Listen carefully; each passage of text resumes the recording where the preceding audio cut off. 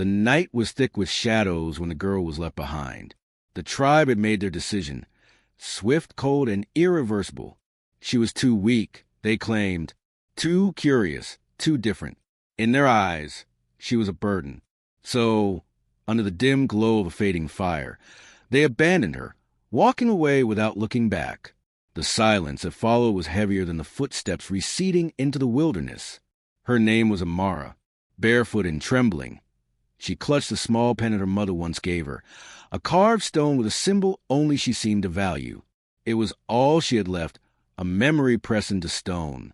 The jungle around her hummed with unseen life, both menacing and alive with possibility. Hunger gnawed at her stomach, but fear was sharper. She could almost hear the whispers of the tribe. She will not survive the night. But Amara was not the fragile child they thought. She had always listened more closely, seen more deeply than the rest. As dawn broke, painting the sky with pale orange light, she followed the sounds of a river. There, she drank until her throat no longer burned. She washed her face, stared at her reflection in the rippling water, and for the first time, she whispered to herself, "I will live." Days passed. She learned to chew bitter roots, to pluck berries without poisoning herself, to sharpen sticks into crude spears. She slept curled against the base of trees, always alert, always listening. The jungle was cruel, but it was also a teacher, and though loneliness weighed on her like a stone, something inside her began to harden. She was no longer the girl left behind. She was becoming something else. One evening, while searching for food, Amara heard it, a cry, faint, almost swallowed by the thrum of cicadas. She froze, straining her ears. It wasn't human. It was an animal. Her feet carried her to a thicket where she found a small creature, its leg caught in a crude trap left by hunters. A wolf cub, trembling, its golden eyes wide with pain. Amara hesitated. A wolf was no friend of humans. But as she knelt, the cub did not growl. It whimpered, helpless. Carefully, she pried open the trap. The cub stumbled free, limping, yet it did not run away. Instead, it looked at her, truly looked, and followed when she turned to leave. That night, Amara shared the scraps of her meal with the cub. She named him Kiro. What began as survival turned into companionship. Kiro guarded her as she slept, and she soothed his whimpers when nightmares shook him. They became each other's tribe. Seasons shifted. Amara grew taller, her body lean and strong, her eyes sharper than the hunters who once sneered at her. With Kiro at her side, she learned to hunt, to set traps of her own, to climb higher and move quieter. She was no longer the child left in the shadows. She was a force, born of abandonment but raised by resilience. One stormy evening, as lightning split the sky, Amara stumbled upon something she never expected. Firelight, not the wild flames of nature, but a camp. Voices echoed to the rain, unfamiliar yet filled with warmth. She hid it first, Kiro growling softly at her side. But curiosity, her old curse, her old gift, pushed her closer. Through the curtain of rain, she saw them. Not her tribe, not the ones who had cast her away, but a band of wanderers. Their clothes were patched, their hands scarred, their laughter loud despite the storm. They were not bound by blood, yet the way they moved around one another, the ease of their togetherness, spoke of something deeper. Family. For the first time in years, Amara felt something stir within her chest. Not just survival, not just defiance, but longing. She stepped from the shadows, rain plastering her hair to her face, her hand gripping the pendant tightly. The voices fell silent. Dozens of eyes turned toward her. And in that moment, soaked to the bone, a wolf by her side, Amara whispered the words she had never dared to say aloud. "I am alone. Will you take me in?" The silence stretched, heavy with judgment, with possibility. One of them, an older woman with fire-bright eyes, rose from her seat and stepped forward. She studied Amara, then Kiro, then the fierce determination written in every line of the girl's stance. Slowly, she extended her hand. "Child," the woman said, her voice steady above the thunder, "families are not only given. Sometimes they are chosen. If you walk with us, you walk as one of us." Amara's throat tightened. For years she had carried the weight of rejection, of abandonment, of loneliness. Now, a spark of belonging flickered in front of her, fragile yet real. She reached out and took the woman's hand. Kiro pressed against her side, his golden eyes gleaming with trust. That night, under the storm's roar, Amara sat by their fire. The wanderers passed her bread, meat, and warm smiles. For the first time, she did not eat alone. For the first time, laughter echoed around her, wrapping her in a warmth no fire could match. And yet, deep within her, Amara knew this was only the beginning. She had survived the jungle, conquered her fear, and found a new family. But fate was not done with her story. Far from it. Because somewhere beyond the trees and rivers, her old tribe still lived. And one day, whether by chance or destiny, their paths would cross again. The days with the wanderers unfolded like a dream Amara was afraid to wake from. At first, she stayed quiet, eating what she was given, sleeping on the edges of their circle with Kiro close at her side. But gradually, she began to notice their rhythms. The way they rose at dawn, the way they split their duties without being asked, how even the smallest child had a role to play. It was not like the rigid laws of her old tribe. This family flowed like water. It bent, shifted, and adapted. There was freedom here, and yet there was belonging too. The old woman who had first taken her hand was called Ayanda. Her hair was white as bone, her face carved with deep lines of laughter and sorrow. She spoke little, but when she did, her words carried weight. Ayanda watched Amara closely, not with suspicion, but with almost quiet curiosity, as though she saw something hidden that even Amara herself had not yet discovered. One evening, after a long day of travel, Ayanda beckoned her to sit by the fire. "You've carried yourself alone for too long," she said softly. "But no soul walks this world without a story. Tell me yours." Amara's throat tightened. The faces of her tribe rose in her mind, the ones who had turned away, the voices that had judged her unworthy. For a long time, she could not speak. Kiro rested his head in her lap, his steady breathing giving her courage. Finally, haltingly, she told Ayanda everything. How they had abandoned her, how she had survived on roots and river water, how she had found Kiro. When she finished, Ayanda reached out and touched the pendant hanging around Amara's neck. "This stone," she murmured, "it is carved with the mark of the river. Do you know what it means?" Amara shook her head. "It means endurance," Ayanda said. "The river flows endlessly. It bends around stone, carves valleys, nourishes a land. It survives, no matter how many seasons pass. You are like the river, child.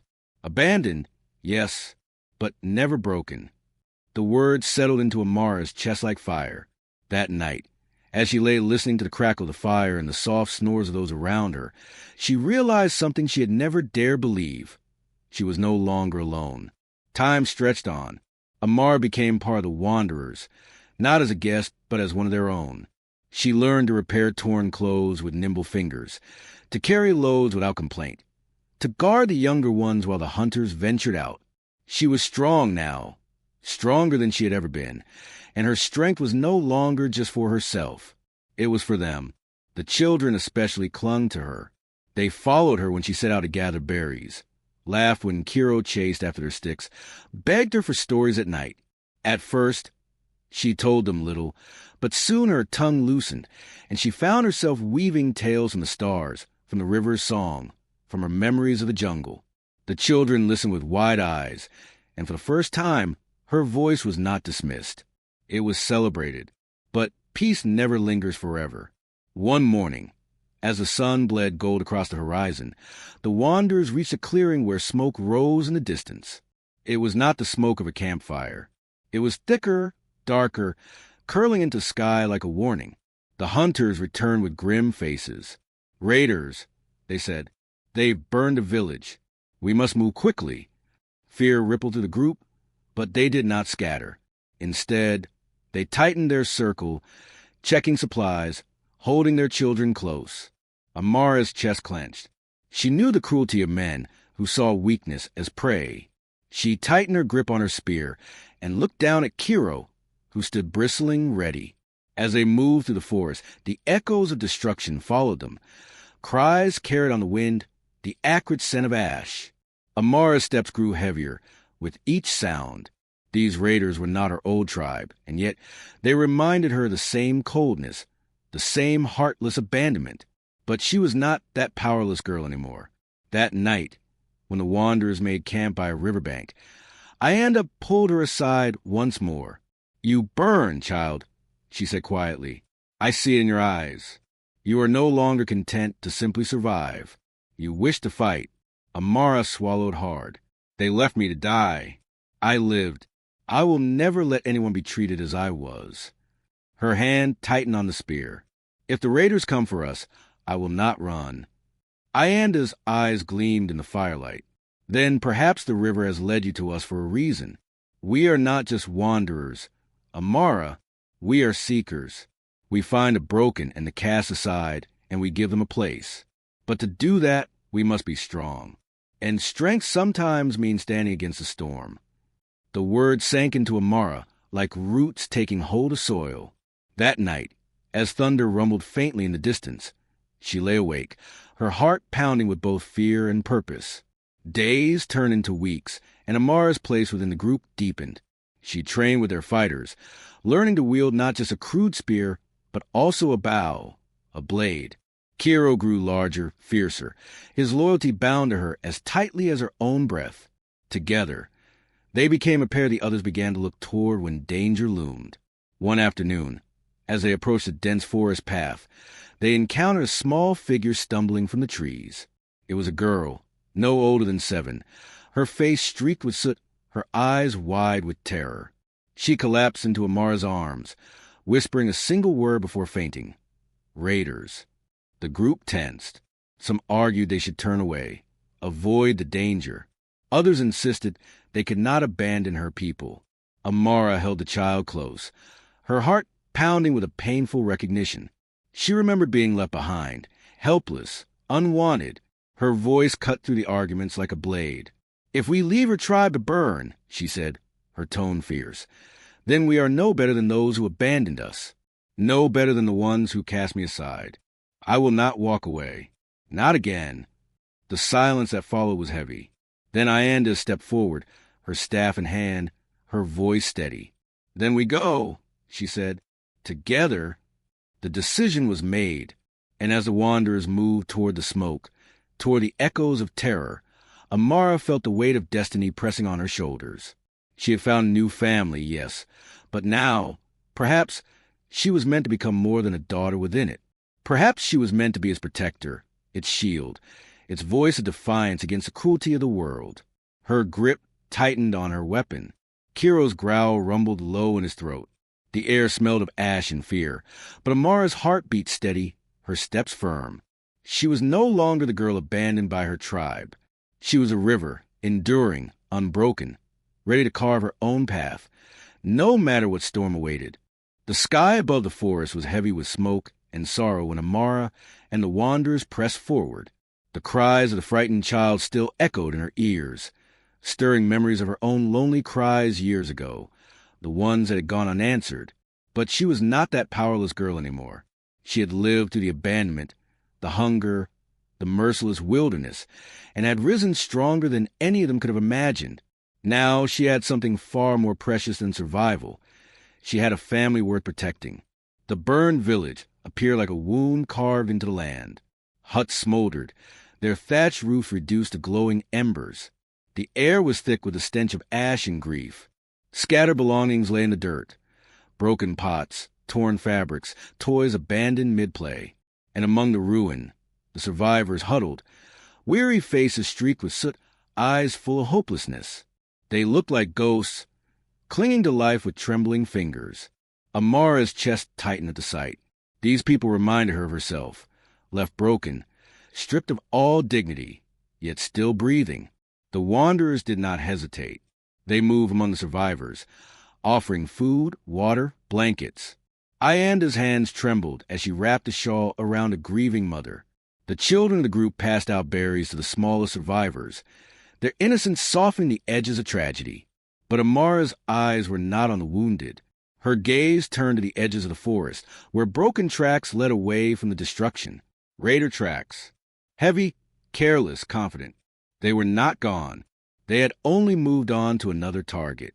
Fury burned inside her, a fire so fierce it seemed to sear her bones. She knew their kind. They would return. They would keep taking, keep burning, until there was nothing left. Unless someone stopped them. That night, when the survivors slept in the shelter of what remained, Amara stood by the fire, her spear in hand, Kiro at her side. The flames painted her face in shades of gold and shadow. The wanderers gathered around, their faces reflecting both fear and trust.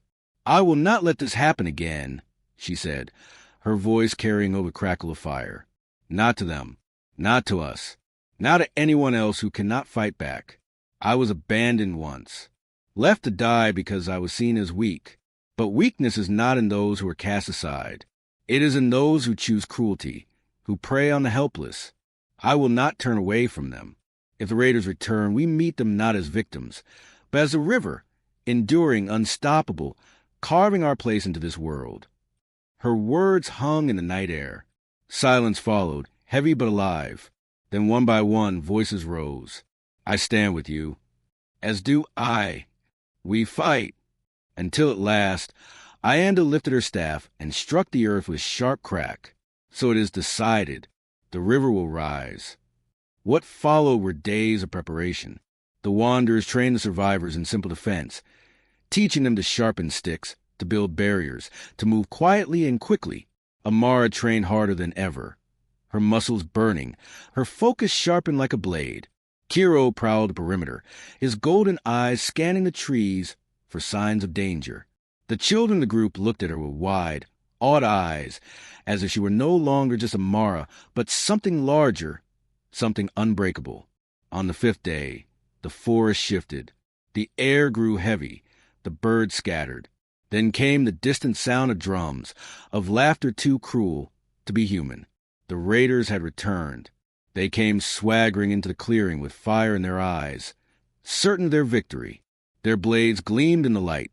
Their shouts echoed through the trees. But what they found was not the broken, helpless village they expected. They found Amara. She stood at the front of the group, spear gleaming, Kiro snarling low at her side. Her eyes blazed like embers as the raiders slowed, confusion flickering across their scarred faces. "Leave now," she called, her voice steady, "or you will not leave at all." Laughter burst from their throats, cruel and sharp. But Amara did not falter. With a cry that tore through the night, she charged. The battle that followed was chaos. Clashing steel, screaming voices, the snapping jaws of Kiro tearing into flesh. But amid the chaos, Amara was a river. She moved with precision, flowing around their strikes, carving through their lines, never breaking, never bending. The fire within her blazed brighter with every breath, every strike. She fought not for herself, but for every child who had been left behind, every family who had lost their home, every soul who had been told they were too weak to matter. She fought for the wanderers, who had given her a place to belong. She fought for survivors, who deserved a chance to rise again. When the dust settled, the raiders were no more. Some fled, stumbling into the darkness with terror in their eyes. Others lay scattered on the ground, defeated. And in the center of the clearing stood Amara, blood streaking her arms, her chest heaving, her spear planted in the earth like a banner. A hush fell over the survivors and wanderers alike. Then, slowly, voices began to rise. A murmur, then a shout, then a roar of triumph that echoed through the forest. Children ran to her, clinging to her legs. The elders bowed their heads in gratitude. Ianda's eyes shone with tears as she whispered, "You are no longer just a daughter of the river, child. You are its guardian." In the days that followed, the survivors rebuilt, not just huts but hope, and at the center of it all was Amara. She guided their hands as they laid foundations, taught them the skills she had learned in her years of solitude, and shared her fire with those who had nearly lost their own. The wanderers stayed, no longer just seekers but builders, forming a new tribe from the ashes of the old. Amara was no longer the abandoned girl. She was a leader, a protector, a voice that could not be silenced. Where once she had been cast aside, now she was sought out, her name spoken with reverence, her presence a beacon of strength. She had carved her place in the world, not through vengeance, but through endurance, through compassion, through fire that refused to die. And yet, deep within her, she knew the story was not over. Beyond the rivers and mountains, her old tribe still lived, unaware of what she had become. One day, their paths would cross again, and when they looked into her eyes, they would not see the weak girl they had abandoned. They would see the woman who had risen from the ashes, who had built her own tribe, her own family, her own destiny. But that meeting could wait. For now, as she stood on the riverbank, Kiro by her side, watching the village come alive with laughter and song, she let herself feel something she had never dared before. Not fear, not hunger, not anger, but peace. The pendant at her neck caught the sunlight, glowing faintly as the water rushed past her feet. The mark of the river, endurance, strength, life eternal. She touched it gently and whispered, "I am no longer alone." Behind her, voices called her name. Children laughed, the fire crackled, and the world seemed vast and full of promise. Amara turned back toward them, her steps steady, her spirit unshaken. She had been abandoned once, yes, but now she was chosen. Chosen by fate, by family, by the river itself. And this was only the beginning of the legacy she was destined to create.